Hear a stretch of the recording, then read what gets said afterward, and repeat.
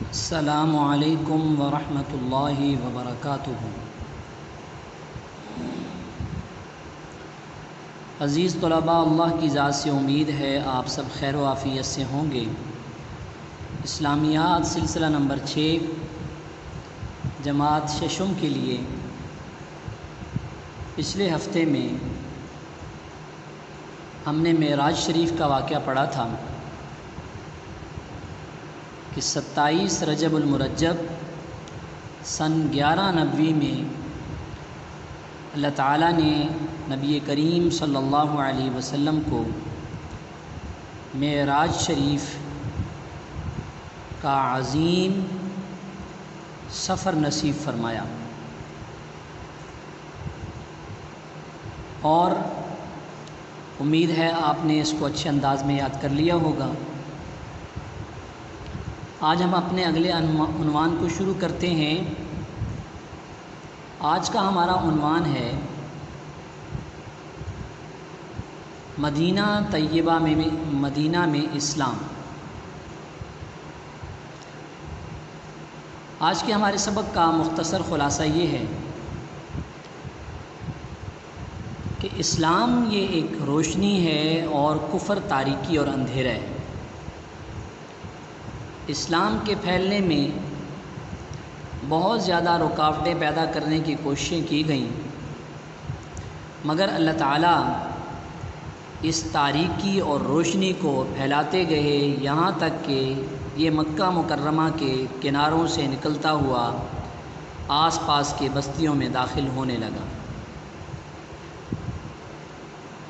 مدینہ طیبہ، جس کا پرانا نام یثرب تھا، یہ مکہ سے 250 میل یعنی 380 کلومیٹر کے فاصلے پر واقع ہے۔ وہاں مشرکین کے دو بڑے قبیلے آباد تھے، اوس اور خزرج۔ اسی طرح وہاں 3 یہودیوں کے قبیلے بھی آباد تھے، بنو قریظہ، بنو نذیر اور بنو قینقاع۔ یہ یہودی اپنی کتابوں کے اندر، تورات کے اندر نبی پاک صلی اللہ علیہ وسلم کا ذکر پڑھتے تھے تو اس کا تذکرہ کرتے رہتے تھے۔ تو اوس اور خزرج کے جو 2 بڑے قبائل تھے، یہ اس انتظار میں تھے، دیکھتے تھے کہ آیا کوئی اس طرح سے جیسے یہ باتیں بتاتے ہیں کہ نبی آخر الزمان صلی اللہ علیہ وسلم تشریف لائیں گے، تو کوئی ایسا معاملہ ہے۔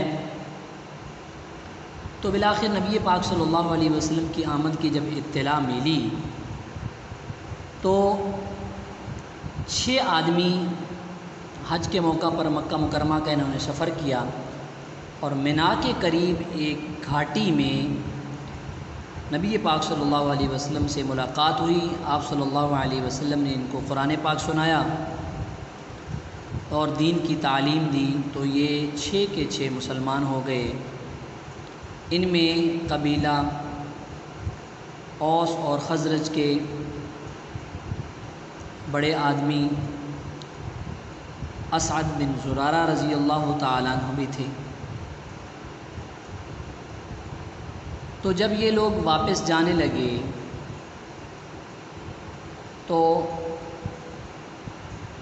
نبی پاک صلی اللہ علیہ وسلم نے ان کو نصیحتیں فرمائیں، اور آپ صلی اللہ علیہ وسلم نے ان کو رخصت فرمایا، اور یوں مدینہ طیبہ یہ واپس چلے گئے۔ آج کے ہمارے سبق کا یہ خلاصہ ہے۔ اب ہم کتاب کھول کر اس کی گلخوانی خوانی کرتے ہیں۔ صفحہ نمبر 41، مدینہ منورہ میں اسلام۔ اسلام ایک نور ہے اور کفر ایک اندھیرا۔